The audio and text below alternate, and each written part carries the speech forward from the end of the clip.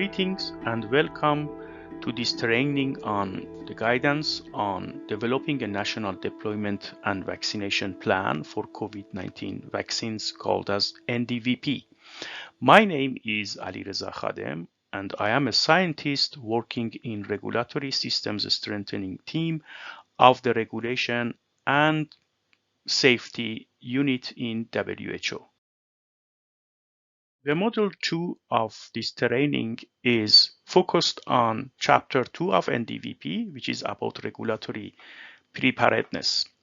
During this module, we are going to discuss about roles and responsibilities of the regulatory authorities in terms of making regulatory decisions on the proposed vaccines to be used in their national immunization program. By end of this module, we are expecting that you should be able to explain key components of regulatory preparedness for timely decision making by national regulatory authorities during public health emergencies. In any public health emergency, proactive risk-based regulatory approach will help the regulatory authorities to take the right decision on the right time. This means that the regulatory authorities should prepare themselves to put in place the required regulatory pathways that they will be using them during the public health emergencies. For this specific reason, they have to put all these required regulatory pathways beforehand. They have to expect that what may be needed during the emergency situations and prepare themselves for that. The national legislation and policies should also support this type of regulatory pathways. So this should be also part of the national legislation to be prepared for any public health emergency and also pave the road and pave the pathways for the right decision on the right time. This is also important to consider that during the public health emergencies, we may not be able to completely perform all the regulatory activities and all the regulatory requirements and respect all the regulatory requirements. That is regulatory agility or flexibility in the regulations, and performing a proactive risk-based approach is critical during any public health emergencies.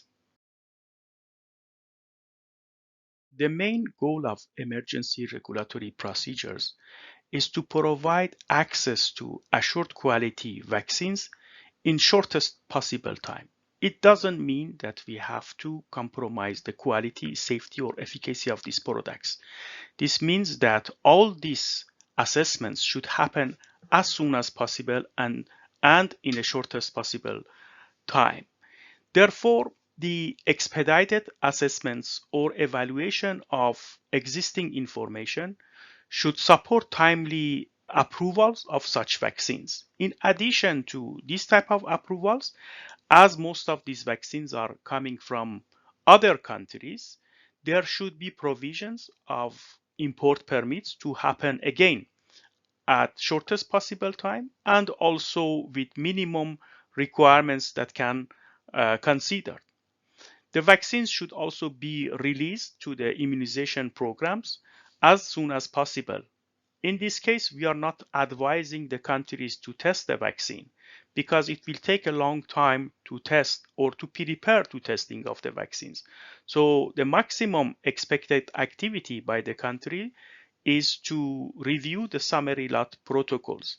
This is also important to mention that many of these financing mechanisms, like World Bank financing, it requires that the vaccine should be approved first, either through relying on different sources like WHO emergency use listing, WHO pre-qualification program, or stringent regulatory authority approvals, or anyway approval at the country level. Without that, maybe it will be difficult to use this type of financing. The vaccine pillar of the ACT accelerator, which is called COVAX, has established a regulatory advisory group, which is co-led by WHO and CEPI. The Regulatory Advisory Group has members from regulatory agencies covering all WHO regions, including Argentina, Australia, Brazil, Canada, Europe, which is represented by EMA and EDQM, Ghana, Japan, Singapore, and United States of America. This group will meet on monthly basis, and they already have covered various key topics. Among these key topics, I can mention about risk-based validation approaches for regulatory activities, GMP inspections, National Regulatory Authority batch release testing, and also post-approval changes. In addition, this regulatory advisory group also discuss about labeling requirements of the vaccines, expiry dates, and also risk management plans to monitor vaccine safety. As part of regulatory preparedness, countries should define the pathways for emergency regulatory approvals. In addition to that, this is important for the countries to simulate these pathways. It means that they should perform some simulation exercises to see that how these regulatory pathways will work, and in addition to that, to understand the resources and expertise that are required for such pathways.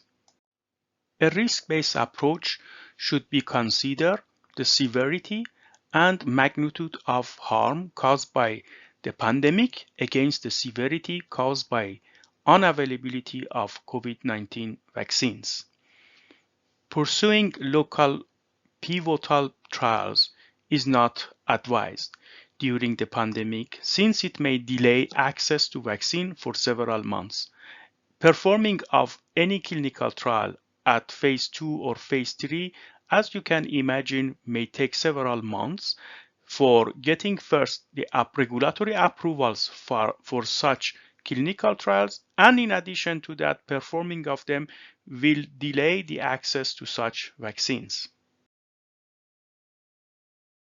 In recent years, WHO is promoting good regulatory practices and good reliance practices, especially for the countries that they have limited regulatory resources.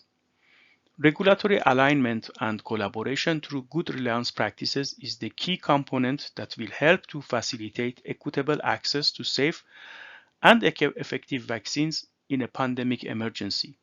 Regulatory options available for NRAs in non-vaccine producing countries where registration has not yet been sought are based on the recognition and reliance on use of WHO Emergency Use Listing or EUL, WHO Pre-Qualification Program, and decisions of stringent regulatory authorities or SRAs.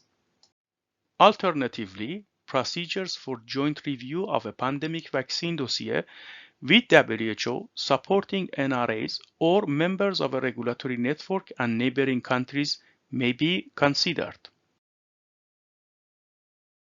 Some of the regulatory functions that can be performed during the normal conditions might not be possible to be performed during the public health emergencies. In few slides before, we talk about clinical trials, local clinical trials that countries may decide to perform during the approval of the products and as part of their regulatory pathways. The other regulatory function here can be GMP inspections. You can imagine that GMP inspections may take significant time and human resources, and at the same time, they could be facilitated by mutual recognition of GMP inspections done by other authorities and especially stringent regulatory authorities.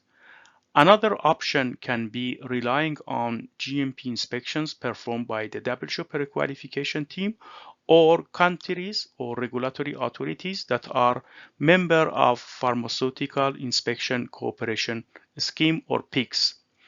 Additional tools can be used to determine the need for on-site inspections.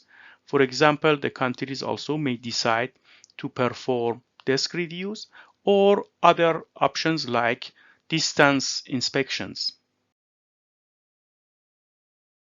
Due to urgent need of access to COVID-19 vaccines and the fact that doses intended for commercial use are manufactured at risk and the need for flexible allocation of doses, label items will be in a dynamic state at the time when the vial label needs to be finalized. In order to unify the labeling requirements for vaccines that will be supplied through the COVAX facility, WHO has developed draft models for vial and packaging. WHO recommends two-dimensional barcodes applied on the secondary package of the vaccines to facilitate traceability as the appropriate solution under the current circumstances, hence to be accepted as part of registration process. I also would like to mention that WHO is publishing every 2 weeks, more or less, regulatory updates about the current situation, and the link below this slide can help you to reach to those regulatory updates. So I would like to advise you to have a look once in a while at these documents, which is providing the latest updates about the COVID products. Post-approval changes or variations may also happen to COVID-19 vaccines. Implementation of several post-approval changes will be required for those vaccines. Post-approval processes can take very long time, sometimes 3 to 5 years to gain global approval. Companies may even opt to delay initial submission if they are unsure of post-approval procedures, and this may delay the access to those vaccines. Accelerated harmonized approaches, reliance to enable efficient introduction of changes are essential to facilitate marketing authorization and ensuring ongoing access to COVID-19 vaccines. Similarly, to the marketing authorization process, a common approach across different regulatory agencies and regional authorities recommended and need to be agreed in advance. As part of regulatory preparedness, it is recommended that NRAs include the timely establishment of an NRA contact point for communications with WHO and other stakeholders, ring-fence or guarantee allocation of sufficient resources, a communication plan for official communication from NRA and different audiences, a public risk communication plan summarizing the basis for decision making, an emergency evaluation task team, and also procedures for interaction with the public health agencies. Importation of vaccines should be done in accordance with national and regional legislation and should be enforced by all relevant authorities. All entities relevant to import controls should collaborate and coordinate their activities with the objective of enhancing and speeding up importation and clearance of those vaccines. Applicable procedures and formalities within and among the relevant authorities should facilitate rather than obstruct access to COVID-19 vaccines. Timely implementation of procedures should be ensured by the regulatory authority, and the NRA should be able to grant import permits. If needed, exemptions to the required documentation for import should be foreseen. Storage at the port of entry should be discouraged, ensuring immediate clearance whenever possible. It is also important to consider that some of these vaccines, they may require special conditions for storage, and also the cold chain requirements can be different from vaccine to vaccine. Considering all these requirements, the import permits and the process at port of entries should happen as quickly as possible. COVID-19 vaccines are being developed and manufactured under highly accelerated timelines, and several new platforms are used. The vaccines are tested and released by competent authorities of producing countries. The allocated COVID-19 vaccines should be released to the immunization program in shortest possible time. Any delay in releasing these vaccines by NRA or NCL not only will delay the access to the vaccine to immunization program, but also it may have an impact on the stability period of those vaccines, which in some cases, this might be a very short time. This is also important to mention that in consideration of COVID-19 pandemic, several regulatory authorities have put in place emergency measures for NRA and NCL release of the vaccines. WHO does not advise vaccines procured from assured sources be tested again by receiving countries. Testing of the vaccines might be complicated and also time-consuming.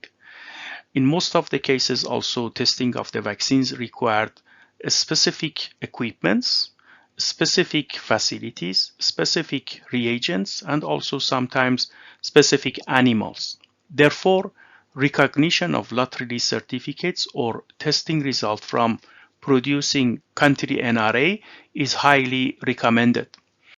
Reliance and recognition in regard to batch release should be applied to avoid duplication of testing and to facilitate and accelerate access for countries. Here we reach to the end of this module on regulatory preparedness. And here we have the key messages of this training for you. Appropriate and streamlined regulatory pathways facilitate timely access to vaccine without compromising proper regulatory oversight. National regulatory authorities of the countries are encouraged to develop and implement regulatory pathways using a proactive risk-based approach.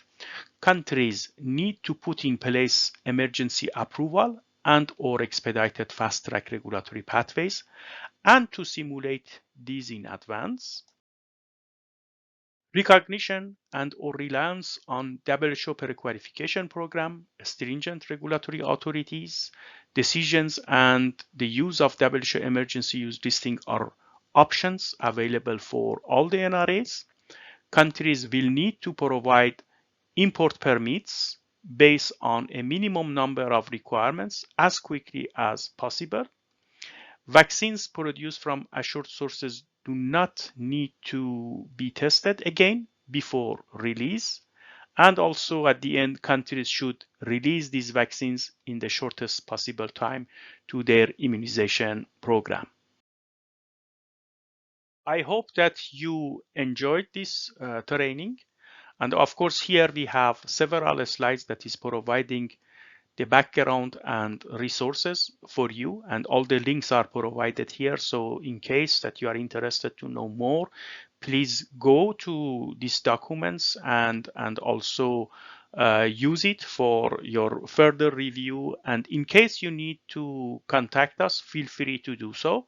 We in WHO would like to help you and assist you in any way that it is possible. So if you have any question about regulatory preparedness, please kindly send us your emails or contact us through WHO country offices or regional offices. I hope that you find this training useful, and thank you very much for your attention.